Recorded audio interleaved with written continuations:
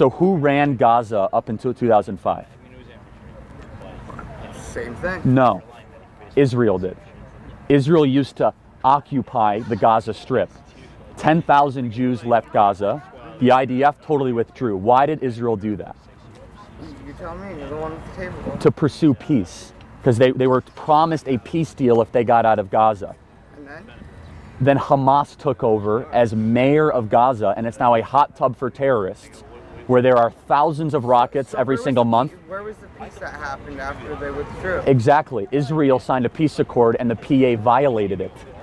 But So this is the way peace. occupying territory. They weren't occupying; they got out. But you just said Israel occupied that territory. Correct. In Gaza until they got out. So that's not. No, but they got out on a condition of peace. So they said, we will get our 10,000 Jews out of Gaza. So 10,000 Jews used to live in Gaza. Failed to recognize that they were occupying someone's territory, and that's Well, so who is Gaza's territory? Whose is that? it's Palestinian. Egypt. It's been Egypt's for 2,000 years. Okay. So since you understand this, maybe, how did Israel win back that territory? Sinai deal. Right. So in the 1967 war, they pushed back Egypt all the way to their borders, and so they gave up the Sinai Desert in pursuit of peace with Egypt. That worked. So then they kept the occupation of Gaza, which there's factories and rolling hills and vineyards, a lot of wealth there. There's 2 million people that live in Gaza, more or less. 10,000 Jews lived on the eastern skirt of Gaza. So in pursuit of peace, in the 2005 peace talks, Israel said, you know what? We want peace. As a condition, we'll get out if you guys have real peace with us. Stop launching rockets, stop building terror tunnels, stop killing our children, all these sorts of things. Are you pro-Hezbollah or? Can I ask you a question? Sure, happy to. What formal education do you have? Plenty. I mean, formal education. There's like a If you're going to argue from authority, that's a logical fallacy. Tell me why I'm wrong. Don't tell me how many degrees you have. Don't ask me to change the conversation. I'm actually, I would argue I'm more informed because I didn't go to college, and I've traveled the world, and I've met with world leaders, and I've read many books. So tell me, So oppressive to a lot of minorities that you've met around the world. how am I oppressive? Can you name one example of how I'm oppressive? I can name a lot of examples. Can you name one? but I'm not Name one gonna- example of how I'm oppressive, because you just You are said it. literally here telling people that they are wrong about views and their. Well, no, they just don't have facts. Can you tell me one time that I've been wrong about anything I've said? Tell me a time that Israel has launched an offensive war. To Lebanon. They didn't. They're attacking Hezbollah. It's within their It borders. was to Lebanon. They don't just attack. Hezbollah occupies southern Lebanon, which is Iranian funded, is it not? Really? I had no idea. Thank you for informing me. Anytime. Maybe if you didn't go to college, you would learn more. Oh, you're so right. You're so right. Here's the thing. But like IDF is a terrorist organization. How is the IDF is a terrorist organization? Yeah. No, according to a lot of people. Wait, hold on a second. The Maybe ID. not me, but like a lot of countries around. Why is it that they haven't built a new school or hospital in the last 5 years? Hundreds of millions of dollars pour into Gaza.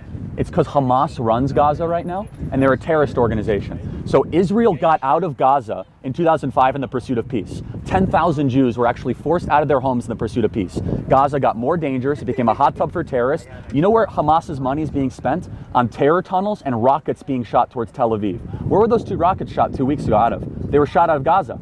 Yeah, 2 rockets. Oh, what's the big deal? Yeah, who cares when Jews have rockets shot at them, right? Because Israel is fighting a defensive right for its own national sovereignty.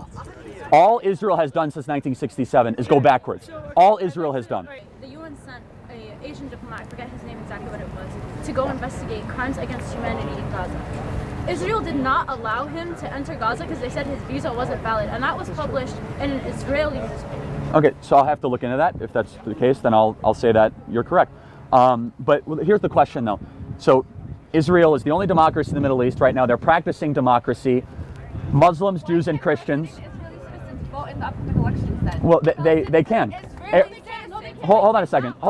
First of all, many Palestinians in Palestinian Authority, that is in Zone B, not Zone A, can vote in elections. Secondly, here's the question: you want them to be able to vote both in PA elections and Israeli elections? Why hasn't the PA had an election in 12 years? This debate begins with a clash over who controlled Gaza before 2005, and immediately the audience can feel the tension rise as both sides fight over history and accountability. The speaker points out that Israel withdrew its settlers and military forces, yet violence only escalated, and the other side argues that occupation had existed long before withdrawal. This moment sets the stage for a heated argument filled with clashing narratives about peace promises and broken accords. The voices grow. Louder as accusations of terrorism and betrayal flood the conversation, it becomes clear this is not just about facts, but about deep-rooted belief, an identity. Every word exchanged here carries weight, and the anger builds line after line as the debate unfolds in front of us. Mahmoud Abbas is a dictator of the PA that uses the money and the aid that we give him to enrich himself. Mahmoud Abbas, hold on a second. Hold on. Hold on, but I thought he was democratically elected. So why don't you guys have students against the Palestinian Authority, not students against Israel? The Palestinian Authority... isn't holding guns against Palestinian children. Palestinian Authority was democratically elected 12 years ago. Mahmoud Abbas has not had any checks and measures against him. In Nablus, he lives in a 25,000 square foot mansion. Here's the bottom line, is that Arabs are better served under Israeli government than under the Palestinian Authority government. Arabs are... I'm sorry, what? Wait, I'm sorry, what? When they're in the ground dead, that's where a majority of Palestinians end up. What are you... A majority of Palestinians end up dead? How dare you say something like that? There's 15.5 million people that live in the Palestinian Authority. Half of them end up dead? So you're trying to tell me that 7.5 million Palestinians have been killed? Is that what you're trying to say? 7.5 million live in the... I've never seen that number. Well, it's actually 15.5 million is if you count the PA and Israel together. You're right. It's more 6 million in Palestinian Authority, 9.5 million in Israel proper. So it's about 15 combined. So 6 million. So you're trying to tell me 3 million people have been killed? 3 million people have been killed by the IDF? That's not even close to being true. So let me ask. Listen to me.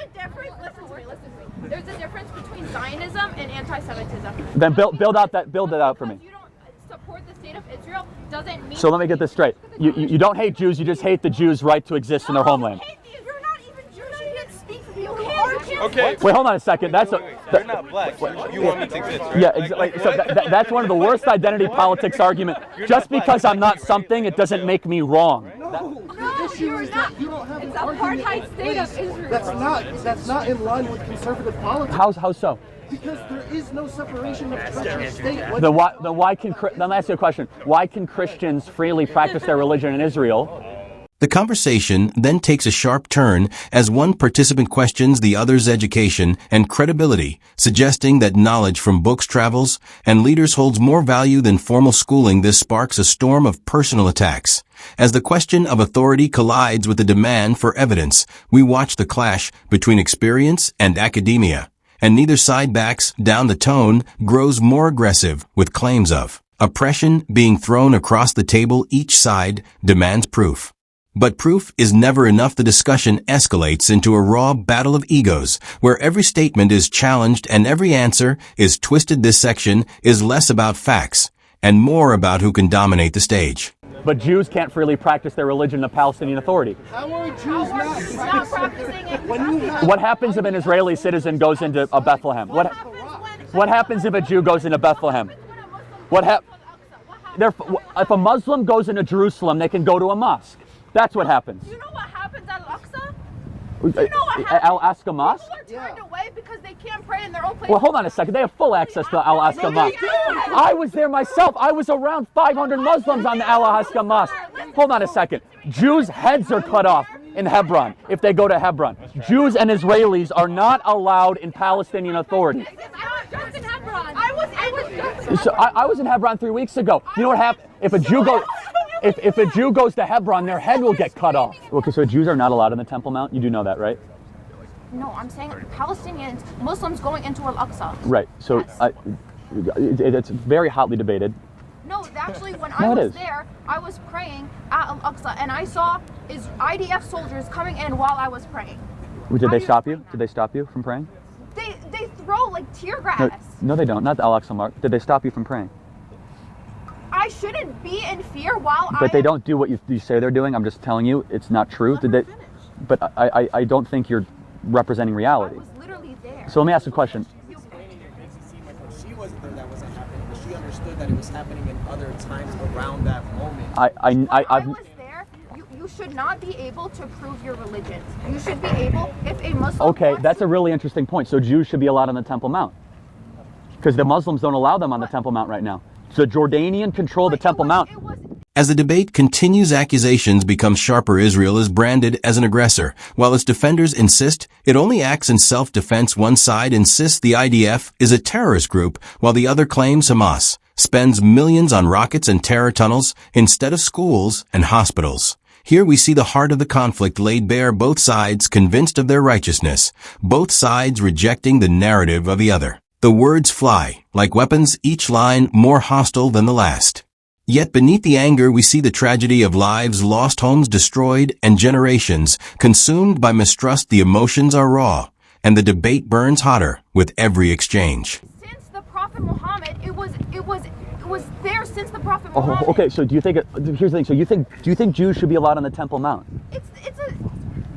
So you don't think it's a Temple Mount, because if you do, that's the very interesting thing. If you just say it's a Temple Mount, I'm putting you admittedly in a very difficult position, because Muslims do not recognize it as a Temple Mount. Right, they recognize it as their place of worship, and it's been that way since the beginning. No, it's been the Temple Mount since King David, thank you very much. So, I mean, you could say whatever you wanted to say. It's a huge point. It's actually it's one of the biggest inhibitions of peace. I think that Jews and Muslims and Christians should all be allowed to go to the Temple Mount. Right now, Muslims do not allow Jews to go into the Temple Mount. One rabbi is allowed to go in once a year. That's it. That's the treaty. Why is that? How is that fair? Why are Jews not allowed to go? But I mean, Muslims are allowed to go to their holy sites. You just said you were allowed to go. Okay, but so people, doesn't mean that other people aren't allowed to go. And if that's the case, then I'll totally denounce it. But you are a living example that you were allowed to go now. So. Tensions hit a new peak when the discussion shifts to Palestinian Authority leadership and the role of Mahmoud Abbas. One side argues he is a dictator clinging to power while enriching himself with aid money. The other refuses to accept this framing and pushes back with outrage at the idea that Arabs are better served under Israeli rule. The clash becomes personal, voices rise higher, accusations grow sharper. One claims millions have died. Another calls the numbers lies. The atmosphere is electric, chaotic, and deeply emotional. Every phrase here cuts like a blade, and the room feels charged with anger and disbelief. The debate closes with the explosive subject of the Temple Mount, one of the holiest and most contested sites in the world. Both sides clash over who has the right to pray there and who has been denied access. For centuries, history, religion, and politics collide in a storm of accusations. One insists Jews are barred from their sacred ground, while the other argues Muslims protect their holy site from intrusion. The argument spirals into a broader struggle over fairness, identity, and religious freedom. This is not just debate anymore. It is a battlefield of belief. Neither side gives ground, and the conversation ends unresolved, leaving the audience stunned by the sheer force of passion and division. And thank you for watching until the end. Do not forget to like, share, and subscribe to support this channel. Your engagement keeps us going and helps us bring more powerful stories for you. Stay tuned and keep watching, because the next video is coming soon. See you there.